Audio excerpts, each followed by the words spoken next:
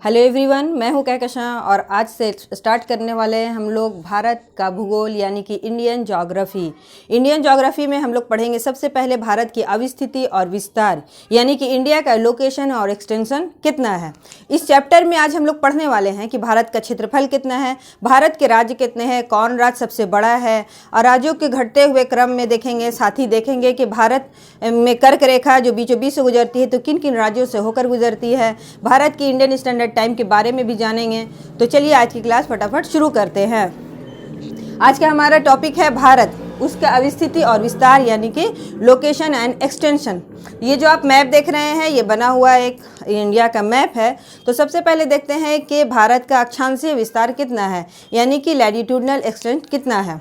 अक्षांश रेखा तो आप जानते ही हैं कि ये जो आप ग्लोब को देख रहे हैं, ये ग्लोब बनाया है मैंने, तो वो रेखा जो ग्लोब को दो भाग में डिवाइड करती है वो 0 डिग्री की विषुवत रेखा होती है, ठीक है। और इसके उत्तर और दक्षिण जो रेखा खींची जाती है जो कि वृत्ताकार होती है, इसे हम ग्लोब पे देख सकते हैं।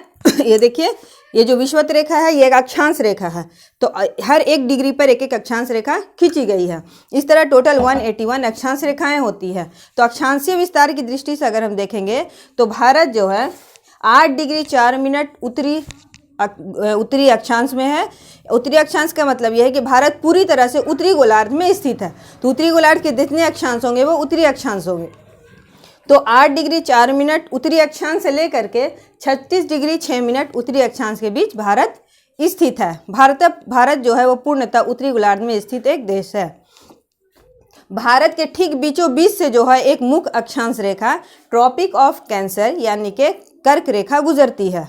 अब यहाँ से कुछ प्रश्न बनते हैं कि ट्रॉपिक ऑफ कैंसर यानी कि कर्क रेखा भारत के किन किन राज्यों को होकर जाती है। तो देखिए, मुख्य राज्य हैं गुजरात, मध्य प्रदेश, छत्तीसगढ़, झारखंड, पश्चिम बंगाल, त्रिपुरा और मिजोरम।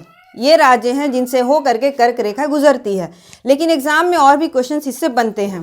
पहला क्वेश्चन ये बनता है कि भारत के किस राज्य की राजधानी के बीच से कर्क रेखा गुजरती है।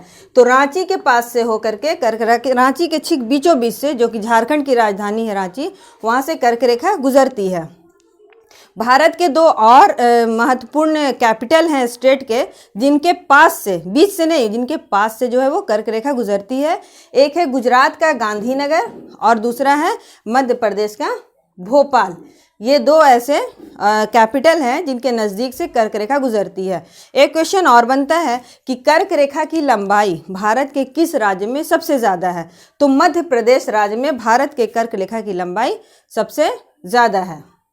तो अक्षांशीय विस्तार के बाद हम लोग देखते हैं भारत का देशांतरीय विस्तार, है ना, लॉन्जिट्यूडनल एक्सटेंट कितना है। तो देशांतर रेखाएं क्या होती हैं? जो उत्तरी ध्रुव को दक्षिणी ध्रुव से जोड़ने वाली जो रेखा होती हैं और जिसके बेस पर हम लोग टाइम निकालते हैं वो होती है हमारी देशांतर रेखा। तो भारत पूरी तरह से पूर्वी देशांतर में स्थित है। तो इसका देशांतरीय विस्तार देखते हैं कितना है। 68 डिग्री 7 मिनट पूर्वी देशांतर से लेकर के भारत 97 डिग्री 25 मिनट पूर्वी देशांतर के बीच में बसा हुआ है। अगर आप 68 और 97 के बीच में देखेंगे तो भारत की कुल 29 जो होती है 29.5 देशांतर रेखा होती है। तो भारत के टाइम को सेट करने के लिए भारत को एक टाइम जोन दिया गया है और वो टाइम जोन जो है वो 82.5 डिग्री है, जो कि इलाहाबाद वर्तमान में प्रयागराज के नैनी के पास से गुजरता है। इसको IST यानी कि इंडियन स्टैंडर्ड टाइम कहते हैं, यानी कि भारतीय मानक समय। अब यहाँ पे एक और क्वेश्चन बनता है कि भारत की IST इंडियन मानक रेखा जो वो किन किन राज्यों से होकर गुजरती है। तो देख लिए, यूपी, MP, छत्तीसगढ़, उड़ीसा और आंध्र प्रदेश, इन 5 राज्यों से होकर के भारत की मानक रेखा जो है वो गुजरती है। 82.5 डिग्री की मानक रेखा यह मिर्ज़ापुर के पास से गुजरती है। अब आगे देखते हैं कुछ बात। अक्षांश और देशांतरीय विस्तार के बाद हम लोग देखते हैं कि भारत का विस्तार कैसा है। तो भारत का क्षेत्रफल देखेंगे। भारत का क्षेत्रफल यानी कि टोटल ज्योग्राफिकल एरिया वो है 32.1 लाख स्क्वायर किलोमीटर।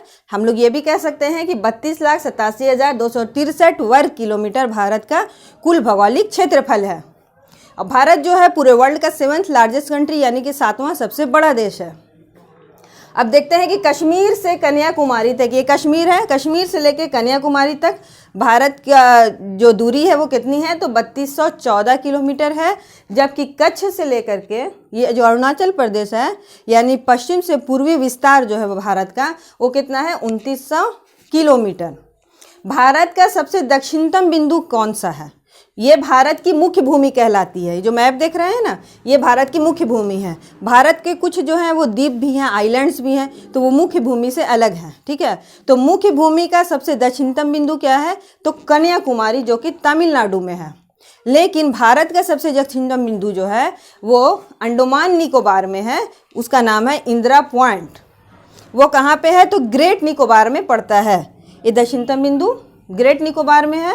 देखिए अंडमान निकोबार जो है तो छोटे छोटे द्वीपों का समूह है ना, ग्रुप्स ऑफ आइलैंड्स है।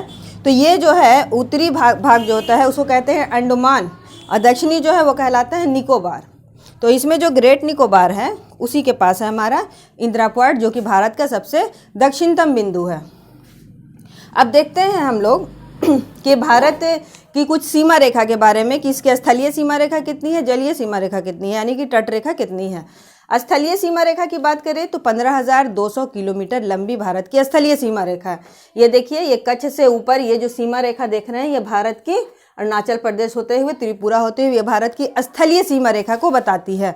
तो भारत की स्थलीय सीमा रेखा 15,200 किलोमीटर लंबी है। अब है भारत की मुख्य भूमि की तट रेखा। तट रेखा देखिए, ये जो येलो कलर से इंडिकेट किया है मैंने, ये तट रेखा दिखा रही है, ठीक है। तो भारत की तट रेखा दो तरह की होगी, ये जो एक मुख्य भूमि है उसकी तट रेखा, और वो जो भारत के आइलैंड्स है, द्वीप हैं, उनकी भी कुछ तट रेखाएं होंगी, उनकी भी लंबाई होगी। तो मुख्य भूमि की तट रेखा की लंबाई कितने हैं, 6100 किलोमीटर। और अगर द्वीपों समेत बात कर ले, यानी लक्षद्वीप, अंडमान निकोबार द्वीप, इन सब को मिला के तट रेखा की लंबाई कितनी है, तो 7516 किलोमीटर।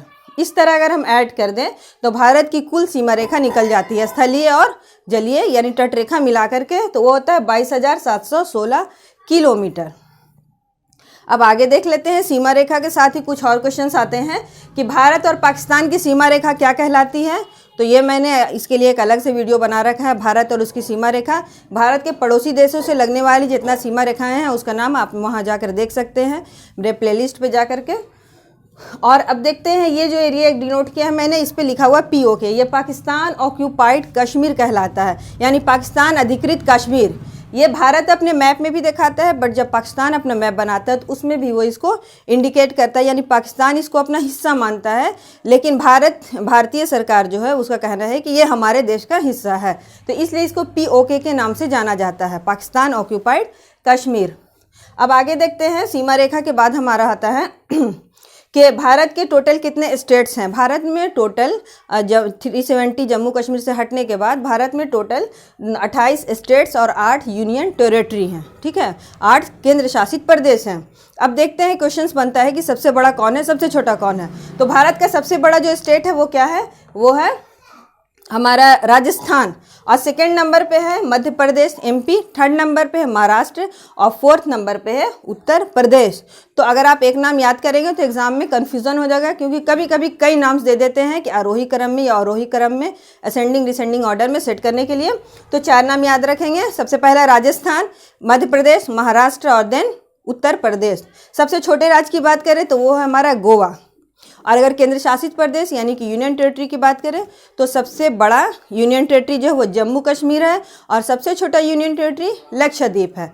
जम्मू कश्मीर के यूनियन टेरिटरी बनने से पहले सबसे बड़ा जो यूनियन टेरिटरी था वो क्या था, अंडमान निकोबार आइलैंड था। तो यहाँ तक ये कंप्लीट हो गया। अब देखते हैं हम लोग कुछ पॉइंट्स इससे रिलेटेड कि भारत के कुछ ऐसे स्टेट्स हैं, कुछ राज्य हैं जो 3 देशों से सीमा रेखा बनाते हैं। तो सबसे पहले देखिए सिक्किम। सिक्किम एक ऐसा राज्य है भारत का जो नेपाल, भूटान और चाइना 3 देशों से सीमा रेखा बनाता है। ये देखिए, ये है सिक्किम। तो ये नेपाल, भूटान और चाइना 3 देशों से सीमा बनाता है। उसके बाद है पश्चिम बंगाल, वेस्ट बंगाल, ये वेस्ट बंगाल है, ये भी नेपाल, भूटान और बांग्लादेश, ये भी 3 देशों के साथ सीमा रेखा बनाता है। अगर हम अविभाजित कश्मीर की बात करें, लद्दाख और कश्मीर को मिला के, तो ये भी 3 देशों के साथ सीमा रेखा बनाता है, पाकिस्तान, अफगानिस्तान और चाइना, पाकिस्तान, अफगानिस्तान और चाइना के साथ। तो आज की क्लास में हमने कंप्लीट कर लिया भारत की अवस्थिति और विस्तार। नेक्स्ट क्लास में हम लोग जानेंगे भारत से रिलेटेड और भी बहुत कुछ, भारत का फिजियोग्राफिक डिवीज़न और भी बहुत कुछ पढ़ना है। तब तक के लिए thank you and take care.